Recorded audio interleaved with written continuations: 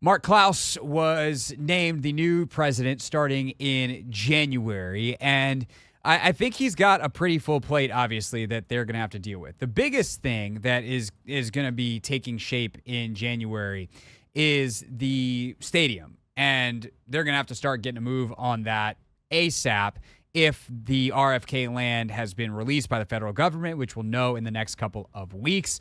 And then if not, they're going to have to get to work with Virginia or Maryland to get to work and, hey, like, give us your best proposal. We're going to pick something soon. And so that is obviously the number one thing. But I also imagine there's some other folks involved on that project specifically that already are going to be leading it. I don't remember, to be frank, off the top of my head, who some of those key people are. Obviously, Harris is going to be involved.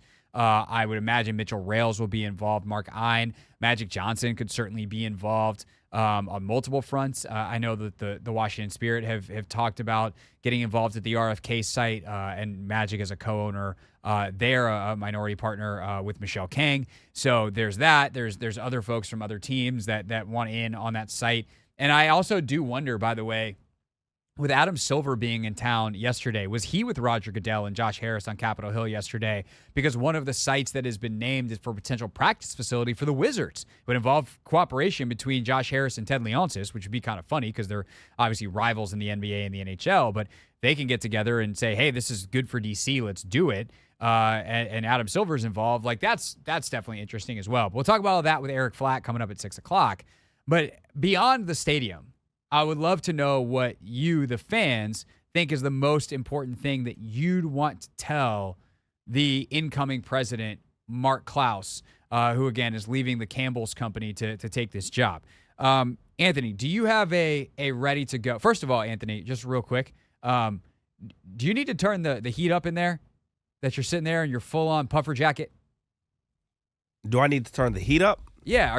Are you all right? Like, you're wearing a puffer jacket indoors. I know. I got to stay warm because I've been under the weather. All right, I'm not hot either. Okay. Well, I'm like, it feels pretty Yeah. fine. I feel the heat. Yeah. Okay. So, all right. Well, I'm glad the temperature's at least fine. Yes. I appreciate the concern. Okay. So back to the task at hand here. You're a lifelong Commanders fan. I am indeed. If Mark Clouse was like, hey, you produce a radio show, you seem like a smart fella. I also heard you've been a fan for a long time. Anthony, what should I work on? Like, what's the number one thing that you'd want to tell him? Well, training camp, I won back in Richmond. Oh, that's your number one item? I mean, just off the top of my head. Okay. Off the top of my head, yes. Is that a bad number one item? I don't think it's what I'd have first. Here's what I would say to Mark Clouse if I got asked this question. And this is the thing that I'd be surprised to not get a lot of commentary on if we do this question again throughout the week or people get a chance to think about it. You got to take the brand seriously. And I know it is like where you take the brand is very, very, very controversial in that there's people that feel very strongly you should take the brand back to the old nickname. That's not happening, but there are a large group of fans that think that is something you should do. There is another group of fans that is just like, the current one sucks. Can we do something else? What I would say is, as much as I realize it's a pain in the ass to rebrand again. And while you might be able to get away with not rebranding if Jaden Daniels is awesome and you know, if you win a Super Bowl next year as the Washington Commanders, I think it's a lot harder to change the name because all of a sudden you now created some good memories with the current nickname, which is just the problem is nobody has any good memories with the current nickname. And so people are just like, change it to something else. We hate this because they mostly associate it with Dan Snyder screwing up the football team. That has been the Commanders era. But you can already, to an extent, feel that changing. And they're trying to do things with the brand of the raise hail flags and whatever to try to engender good feelings about the brand. But, like, you could just do something different and have it be your own. And, like, taking the time to explore that. Or saying, hey, we took the time to explore that.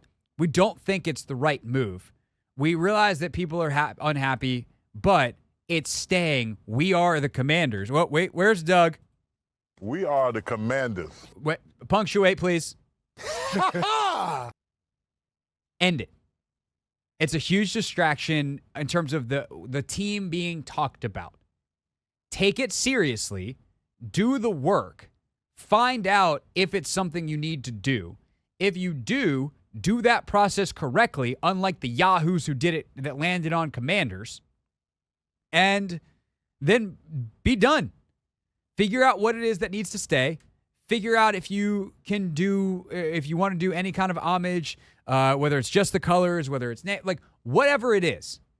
You now have smart people who have resources. Do not spare a dime. Take the brand thing head on seriously.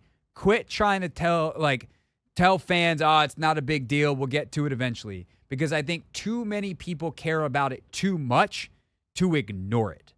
And again, I'm not saying you got to go back to the old nickname. In fact, I'm saying the opposite. You can't go back. That's not the world we live in anymore. And there's too much push and pull. And frankly, the more that time goes on and more people who feel really strongly about that don't care about the team anymore, or, sorry to be morbid, are not around in 20, 30 years, like that's just not going to be that much of an issue in terms of the old historical whatever. But getting something people like right now that they're excited about is a way to put a turbocharger in the revitalization of a fan base that wants to be revitalized. So, Anthony, I do want to see training camp taken care of, and I think that'll be a decision made alongside the training or beside the facility, because they need to do the practice facility, they need to do the stadium. But I think that the taking, again, I'm going to phrase it this way: taking the brand seriously, not necessarily that you have to change something, but showing the effort that you did the homework.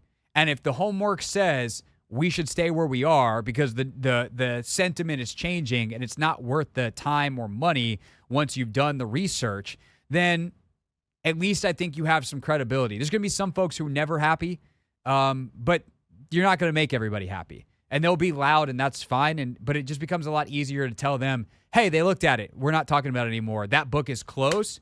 And so I guess it would be take it seriously and close the book, whatever closing the book means. That's the thing that I'm trying to wrap my head around, because even if they do the research, they do their due diligence, and they come to the conclusion, all right, we're going to stand pat at with the Commanders. What does that necessarily look like? Are we, we're not in on these meetings. We don't know, what they're necessarily doing anything like behind the scenes. You could release a couple numbers. You could say like, hey, in the last year, approval for the team or like approval is up 5% and disapproval is down 15%, aka more people are kind of like whatever, and we think those trends will continue because it is tied to winning. It is not actually tied to anything else. So like there are ways that you could release some of that data, but I also think that that's actually less important than it being what it is right now, which is we got other stuff to do, we'll get to it eventually. I think that open-ended question is just a cloud looming over the franchise, and so many other clouds have cleared. And again, this is purely from a business side. The football side, they've done all these kinds of things that have in many ways cleared the clouds, and they've done a good job of, on the business side, sprucing up Northwest Stadium. They've got all these new sponsors. They've done a bunch of really smart, great things, and they're dealing with a very, very bad hand that they were dealt. But the one big looming cloud that if you just even say, hey, we're not doing it, closing that book, leaving that impending nature of things over where it is right now, I think closing that book is really, really important. And I would tell him that, like, hey, this is something you need to take seriously, and swift action here is the responsible play, not pushing it off until later. I hear you. That's it. That's my take